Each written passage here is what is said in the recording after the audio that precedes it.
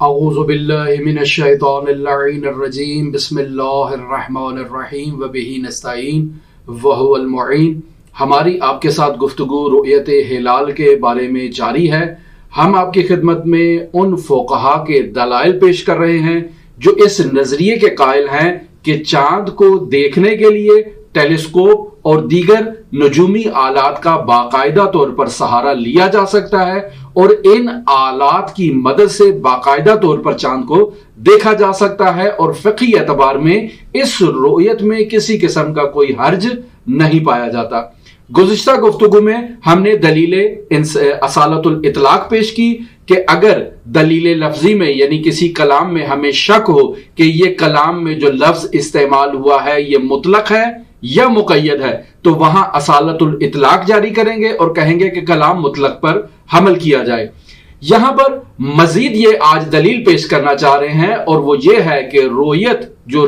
روایات میں لفظ استعمال ہوا ہے کہ سم للرؤیا و افطر للرؤیا، اس رؤیت کے اندر کوئی قرینہ ایسا موجود نہیں ہے کہ جو اس عادی آنکھ کو معین کرے، لہذا اصالت الاطلاق ہے، یعنی اصالت الاطلاق پر ہی انصراف پایا جاتا ہے، اور ہمیں اسی مطلب کی طرف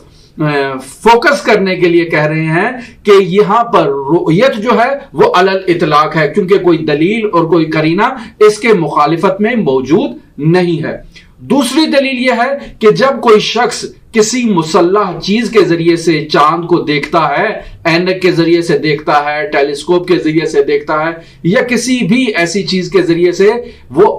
چاند کو دیکھتا ہے جس پر چشم مسلح کا عنوان صادق آ جائے، تو اس پر اسناد جو دی جاتی ہے وہ اسناد حقیقی ہے، یعنی کہا یہ جاتا ہے کہ اس نے حقیقتاً چاند ہی کو دیکھا ہے، کسی اور چیز کو نہیں دیکھا ہے۔ تو جب اسناد حقیقی یہاں پر فٹ ہو رہی ہے تو اس کا مطلب ہے کہ یہ خود ایک دلیل بن رہی ہے کہ اس نے چاند ہی کو دیکھا ہے، کسی اور چیز کو نہیں دیکھا۔ تیسری دلیل جو یعنی چوتھی دلیل در واقع یہاں پر جو دی جاتی ہے وہ سورہ بقرہ کی آیت نمبر 189 کا سہارا لیتے ہیں، اور ارشاد ہوتا ہے یسألونک عن الأہلہ، یعنی اے پیغمبر یہ لوگ آپ سے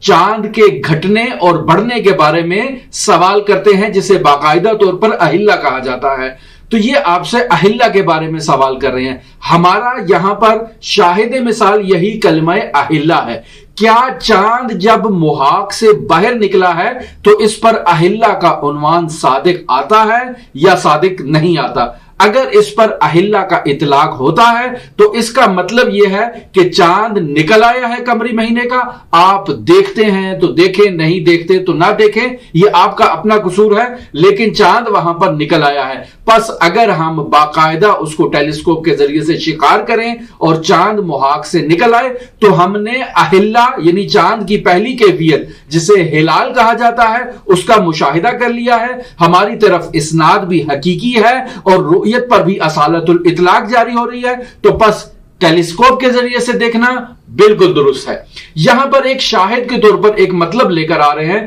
کہ بالفرض چاند محاق سے نکل آیا، لیکن آپ نجومی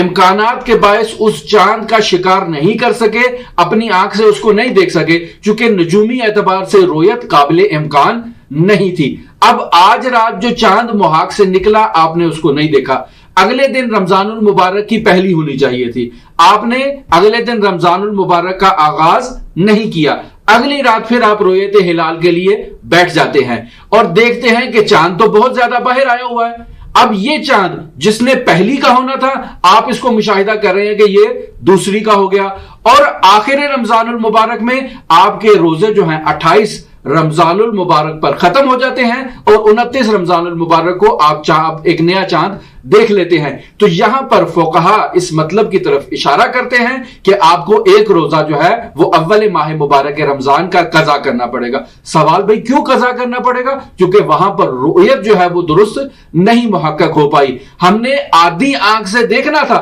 لیکن چونکہ نجومی اعتبار سے مشکلات تھیں ہم چاند کو نہیں دیکھ سکے، لہٰذا وہ ایک روزہ ہمارا قضا ہوگا اور ہم 29 روزے ماہ مبارک رمضان کے پورے کریں گے، لہٰذا اول شوال کو روزہ رکھنا حرام ہے، اول شوال کے بعد جب آپ کو فرصت ملے تو آپ اس ایک روزے کی قضا کریں۔ ممکن ہے کوئی ہم پر یہی اعتراض کر دے کہ وہ تو نجومی مسائل کی وجہ سے چاند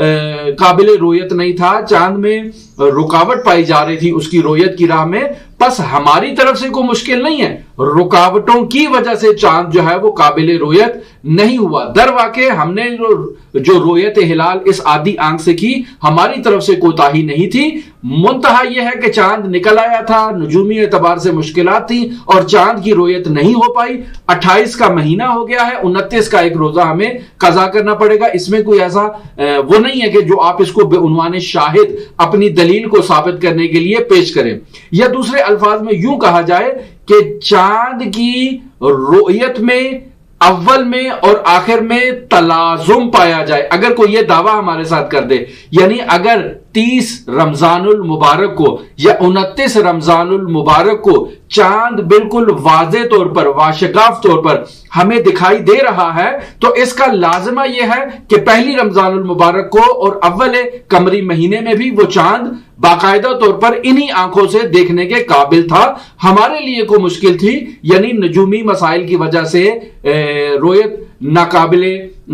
امکان ہونے کی وجہ سے وہ ہمیں نظر نہیں آیا، وگرنہ چاند جو ہے وہ قابل امکان تھا کہ اس کو دیکھا جا سکے، لیکن چونکہ موانع تھے، ان موانع نے رکاوٹ ایجاد کر دی۔ تو یہ تلازم پایا جاتا ہے کہ 29 کا چاند اگر آنکھ سے دیکھا جا رہا ہے تو پہلی کا بھی آنکھ سے دیکھا جا سکتا تھا، 30 کا اگر چاند آنکھ سے دیکھا جا رہا ہے تو پہلی کا چاند بھی آنکھ سے دیکھنے میں کسی قسم کی کوئی مشکل نہیں ہے۔ یہ اگر آپ ہمارے اوپر اعتراض کریں اور دعویٰ کریں تو یہاں یہ جواب دیا جا سکتا ہے کہ اس قسم کے تلازم کے اوپر کوئی دلیل نہیں پائی جاتی ہے۔ یعنی اگر آپ تمام نجومی ہسٹری کا مطالعہ کریں اور وہاں سے شواہد اکٹھے کرنا شروع کر دیں تو کوئی دلیل اور کوئی شاہد اس مطلب کے اوپر موجود نہیں ہے کہ آخر ماہ کا چاند اگر آدھی آنکھ سے دیکھا جائے تو اس کا لازمہ یہ ہے کہ پہلی کا بھی آدھی آنکھ سے دیکھا جا سکتا تھا، منتہا نجومی مسائل کی وجہ سے ایسا نہیں ہو سکا۔ علم نجوم نے یہ بات ثابت کر دی ہے اور متعدد شواہد بھی اس پر موجود ہیں کہ پہلی کا چاند اگر آنکھ سے دیکھا گیا تو 30ویں کا یا 29ویں کا موانع کی وجہ سے یا دوسرے مسائل کی وجہ سے وہ آنکھ سے دیکھنے کے قابل نہیں تھا۔ منجمین نے باقاعدہ طور پر اعلان کر دیا، جیسا اس سال ہوا باقاعدہ طور پر منجمین نے باقاعدہ طور پر کہا کہ رؤیت ہلال کے امکانات صفر ہے، بالکل نہیں دیکھا جا سکتا ہے۔ تو یہ تلازم کی نفی ہے، یعنی ایسا کوئی لازمہ ان دونوں چیزوں کے درمیان نہیں پایا جاتا ہے۔ جب نہیں پایا جاتا تو بات اپنی جگہ پر برقرار رہے گی۔ ہمارے پاس 4 دلائل ہیں رؤیت ہلال کو چشم مسلح سے دیکھنے کے بارے میں۔ پہلی دلیل اصالت الاطلاق پر ہی انصراف ہے، یعنی پہلی دلیل اصالت الاطلاق ہے کہ کلام میں جب دلیل لفظی ہے، دلیل لفظی میں آپ کو اطلاق اور تقیید کے اوپر شک ہو جائے تو آپ کلام کو حمل کریں گے، اصالت الاطلاق کو وہاں پر جاری کریں گے اور لفظ کو مطلق پر حمل کریں گے اور کہیں گے کہ رؤیت علی الاطلاق استعمال ہوا ہے، چشم مسلح پر بھی قابل جریان ہے اور غیر چشم مسلح سے بھی اس کو دیکھا جا سکتا ہے۔ دوسری دلیل کہ قرینہ موجود نہیں ہے، کوئی دلیل موجود نہیں ہے اس آنکھ سے دیکھنے کے اوپر، لہٰذا اصالت الانصراف جو ہے وہ کہہ رہی ہے کہ اسی اصالت الاطلاق کو یہاں پر استعمال کیا جائے۔ تیسری دلیل یہاں پر جو پیش کی جائے گی وہ یہی ہے کہ جب میں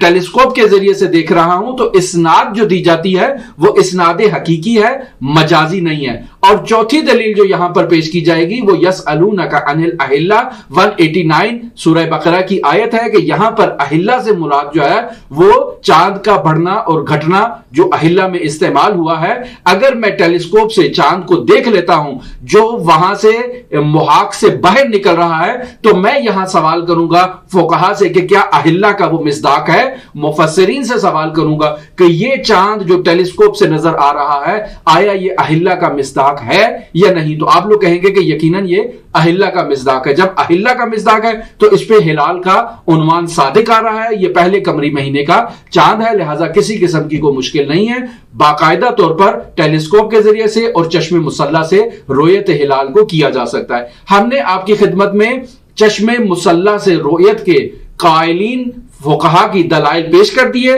آئندہ گفتگو میں ہم ایسے فقہا کی دلیل پیش کریں گے جو اس مطلب کی طرف نشاندہی کرتی ہے کہ اس عادی آنکھ سے اگر آپ چاند کو دیکھیں گے تو یہ حجت ہے، کسی قسم کے آلے کے ذریعے سے، کسی قسم کی دوربین، ٹیلیسکوپ، کیمرہ، اینک، کسی سے آپ چاند کو نہیں دیکھ سکتے، صرف اور صرف آپ نے اس عادی آنکھ سے چاند کو مشاہدہ کرنا ہے۔ اگر مشاہدہ ہو گیا تو آپ قمری مہینے کا آغاز کر دیں، اگر مشاہدہ نہیں ہوا تو آپ قمری مہینے کا آغاز نہیں کر سکتے۔ ہمارے ساتھ رہیے گا۔ اللہم صلی علی محمد و آل محمد وعجل فرج قائم آل محمد۔